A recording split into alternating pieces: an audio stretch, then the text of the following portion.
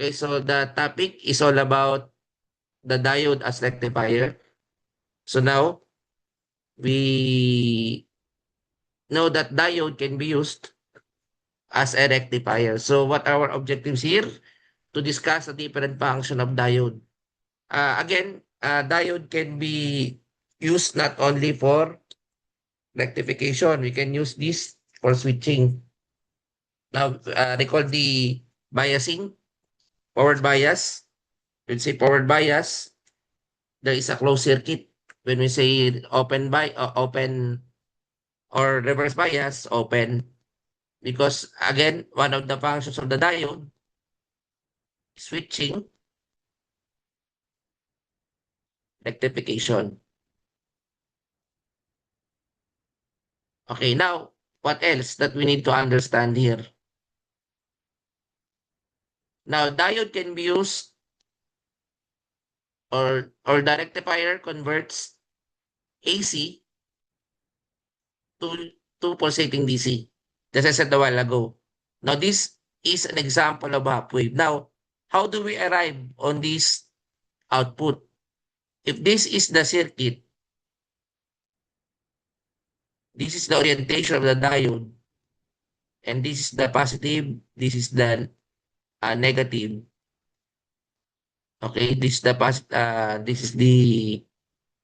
positive and negative. Okay, let me redraw. Okay. So this is called the anode, the positive part and the negative part, the cathode. Then we have a load resistor here. Then the ground. This is a positive and negative. This is forward. So if this is a forward bias, so the output is this one. Now at negative for example, I will be interchanging the role of the source that is negative. It's now positive. So this is positive, negative. This is called reverse. So meaning to say, it will be an equivalent to open circuit because it is an equivalent to no voltage at all. So there would be gap, so on and so forth. That's why this is called half wave rectifier. Okay, now, there is a problem here in the half wave rectifier. So that's why full wave is most used because even though at the negative half or in the alternating half, we can still have the output. So what are the two types of full wave? We have the center tap and the bridge type. The bridge type is the most commonly used. Later we will be discussing. Okay, now as we continue our topic here. Okay, so this is an example of a power supply wherein this is an AC 120 volt for example. But this 120 volt cannot be used by a load. For example, an electronic device. It must be stepped down. This is a schematic symbol of a transformer. Okay, and then we will have now a step down voltage. For example, this is a 12 volt or 9 volt or 6 volt, but still AC. To convert the AC to DC, so what do we need? So we need a rectifier circuit. Okay? So meaning to say an AC to DC is the rectifier. How do we know how do you call the DC to AC? If the AC to DC is rectifier, how do you call the DC to AC? Anyone? It is called rectifier. How do you call the DC to AC? This is used in your air cons. This is called inverter. So there are conversions, okay? But in the power supply, it is AC to DC. Okay, now, for example, we use half-wave rectifier. So this rectifier will be filtered. Maybe we can use capacitor. Okay, it's the simplest type. Then we can use filtered. The output is a filtered. Now to regulate it, we have a regulator. We use either diode or LM series. Let's say 7805, so on and so forth. Then we have the load. So that is the concept of the power supply. Now, as we move forward, these are the examples of the diode. Okay, and diode can be used, as I said a while ago, a full wave is at 360 degrees. Okay, this is the full wave. We can use the whole cycle of the input. If the input here, this is the output. Okay, the half wave is this one. But half wave sometimes, depending on the orientation. Okay? It's one half of the cycle, 180 degrees. Okay, now as we move forward,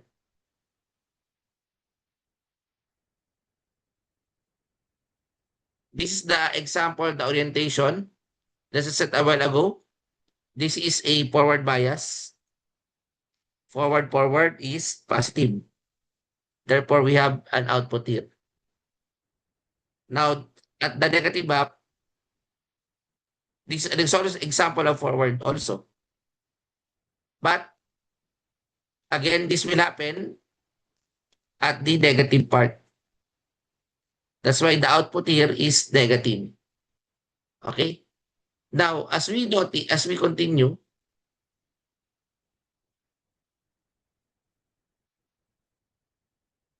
okay, in half wave, there is a peak inverse voltage, which is equivalent to the peak input voltage and is also the maximum voltage across diode when it's not conducting. Okay, so take note of that. And this is usually the output. By the way, for the formula, we have the peak value of the output. Sometimes we know there are times that it is designated for silicon. I think for silicon is 0.7 volts. For germanium is 0.3 volts. But for a practical diode, we just use it as a switch. For example, the primary voltage or the secondary voltage, by the way, this is the peak voltage at the secondary minus the 0.7, that will be the peak voltage of the output. That is the peak value. Now, the average value is BP out over pi. For the peak inverse, that is the PIB is the secondary peak voltage. Okay? So, anyway, we also have BRMS, root mean square, that is BP over square root of 2. Take note of this formula. The root mean square voltage. Now, what can you see in the oscilloscope is the peak voltage. Okay?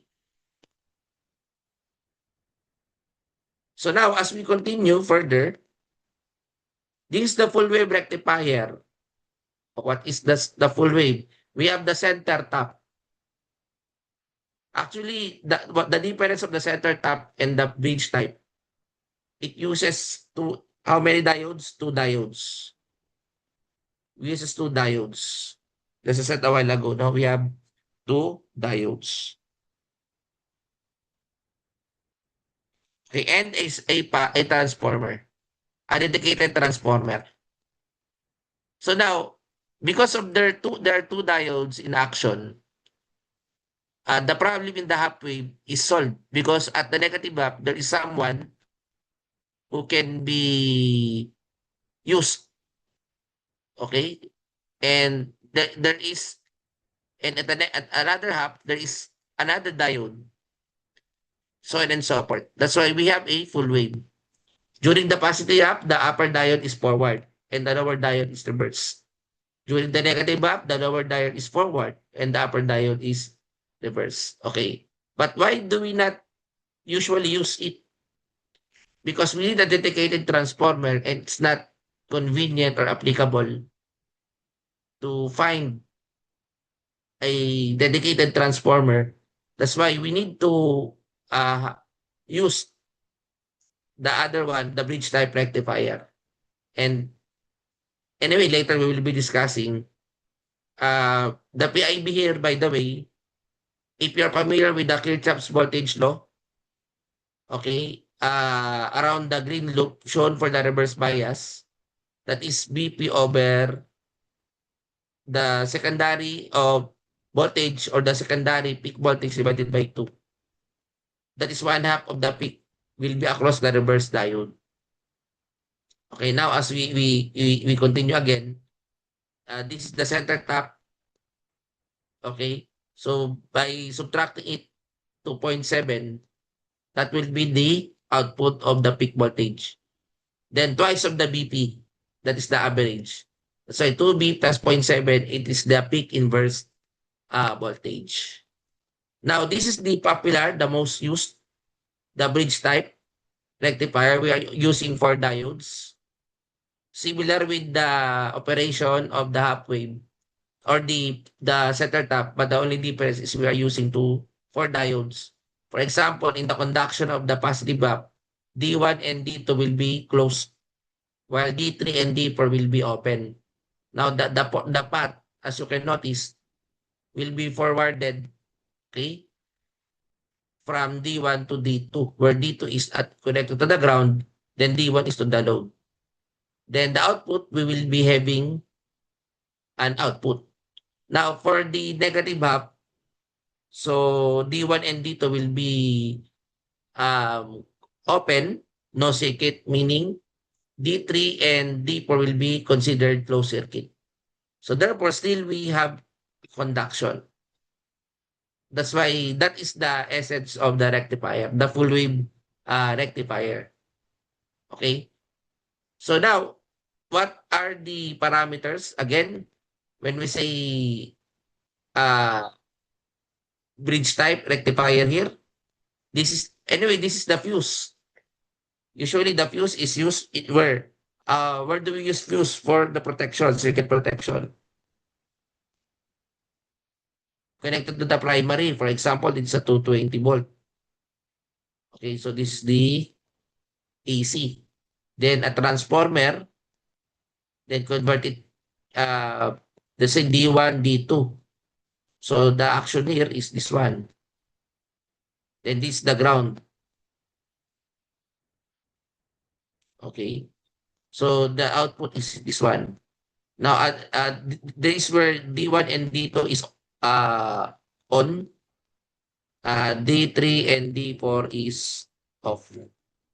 Now, this is where D1 and D2 is off. D3 and D4 is on. So on and so forth. So by the way, as we noticed, this is the peak output, 1.4, okay? Peak inverse voltage, okay? Now, as you can notice here, we have some sample problem here, okay? So for example, draw the output voltages of a rectifier for the indicated input voltage as shown in the figure below. So 1N4001 is the specification of a diode, a bridge type. Okay, so we have a 1N4001, a rectifier diode. For example, this is the input, 5 volts. Determine the output voltages of each rectifier for the indicated input voltages. So we will be using some computations here. Now, since this is positive half,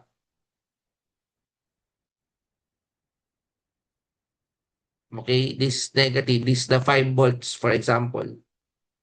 So meaning to say, if that will happen, So 5 minus I, the current, times the 1 kilo ohm. So where do we get this formula? That is V is equivalent to I times R. Ohm's law.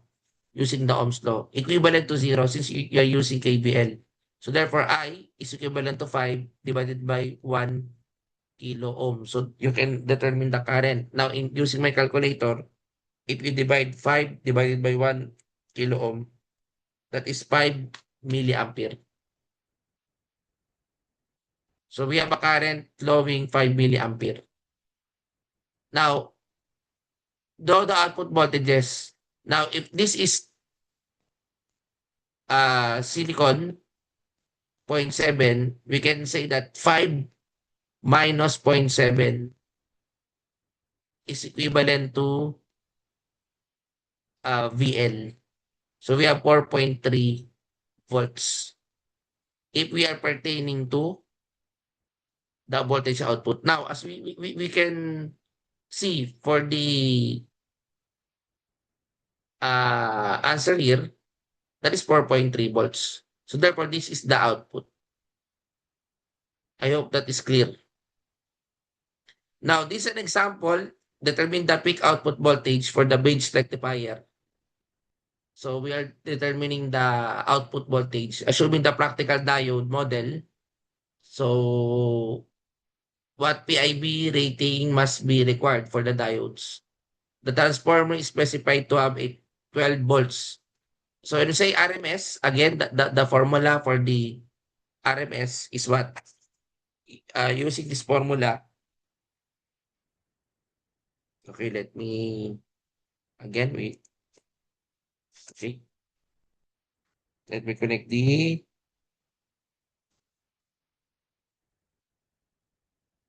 okay, so, okay, when you say RMS, okay, okay, a few moment, okay,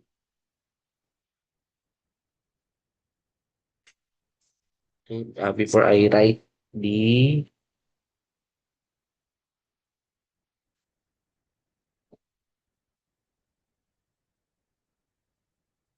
okay, so I will just manually.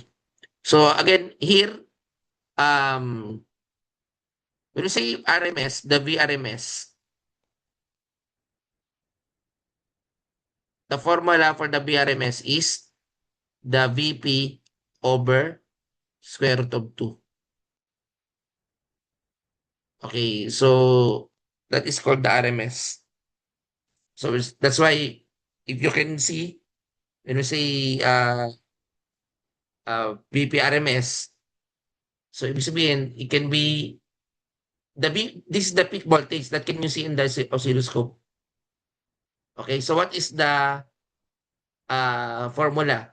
Okay, so now as we continue,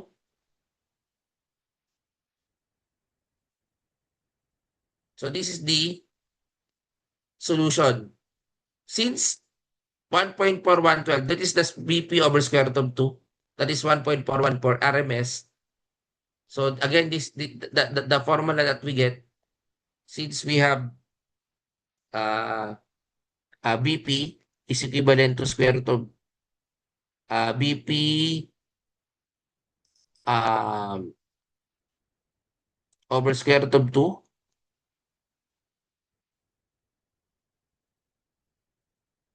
And then we have equivalent to BRMS or root mean square. RMS is root mean square voltage. So if you multiply this, so we have 12 volts. So that is 17. This will be now seen in the oscilloscope. So meaning to say, if you will notice, we have 17 volts. Okay? For example, that is the 17 volts. You can see at the oscilloscope. Now, if we will subtract it by 1.4, since this is a bridge type, 0.7 plus 0.7 is 1.4. We have 15.6 volts. So this is the output. Okay? This is the peak at the secondary, but this is the output. using practical diode. So therefore, silicon. So if we determine the formula of the PID, that is PB out plus 0.7, that is 16.3. So therefore, that would be the peak inverse rating of our diode. Okay? So that is a recap. Okay, so any question? I think we can now proceed to the if you're familiar with the multi-sim, electronic multi-sim, maybe I can type, or maybe I can now stop first the recording so that we can proceed to the another recording.